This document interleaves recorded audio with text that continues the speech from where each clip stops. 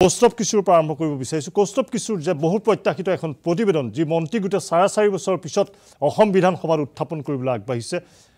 ইতিমধ্যে আমি যদি চাওঁ এই প্ৰতিবেদনখন আজিৰ দিনটোত ভৈয়াম জনজাতি মন্ত্ৰীগৰাকীয়ে বিধানসভাৰ অধ্যক্ষক অৰ্পণ কৰিছে।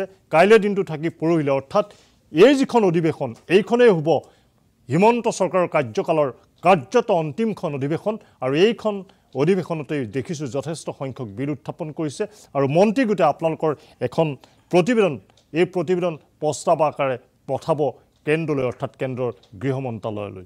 এতিয়া প্ৰশ্ন হৈছে যে এই প্ৰতিবেদনক লৈ আজিৰ তাৰিখত কিমান আশাবাদী? প্ৰথমতে মই কৌস্তভ কিশোৰ আসাম টকছক ধন্যবাদ জনাইছোঁ, অনিমেকদাক ধন্যবাদ জনাইছোঁ আজি অনুষ্ঠানটোলৈ মাতি অনাৰ কাৰণে।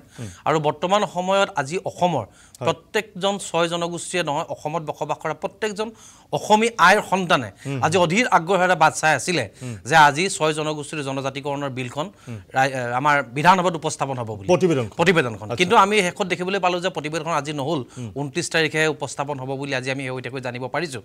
এতিয়া কথা হ'ল 6 জনগোষ্ঠীয়ে জনজাতিকৰণ আজি বিচৰা নাই। আজি বহু দিনৰ পৰাই 6 জনগোষ্ঠীয়ে জনজাতিকৰণৰ মৰ্যাদা বিচাৰি ৰাজপথৰ আন্দোলন অব্যাহত ৰাখিছে।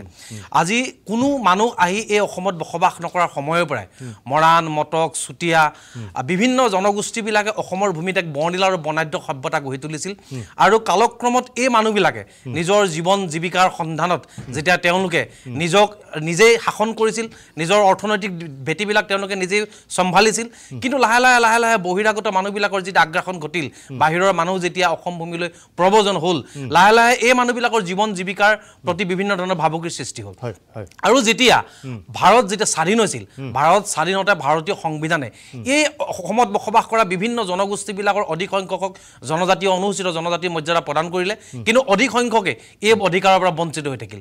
আৰু সেই সময়তে 1935 চনত ভীমবৰ দেউৰী ডাঙৰীয়াই কৈছিল যে অসম এখন জনজাতীয় ৰাজ্য হ'ব লাগে আৰু অসমত বসবাস কৰা প্ৰত্যেকজন ভূমিপুত্ৰই জনজাতি অনুসূচিত জনজাতিৰ স্বীকৃতি লাভ কৰিব লাগে।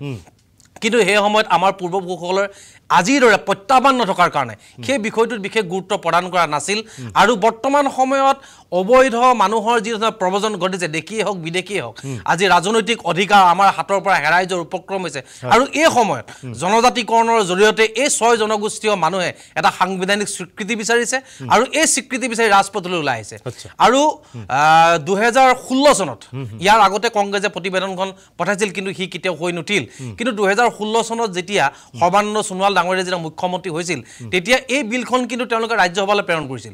কিন্তু ৰাজ্যসভাত সেই বিলখন তেতিয়া কোনো ধৰণৰ গৃহীত নহ'ল বা আলোচনা নহ'ল।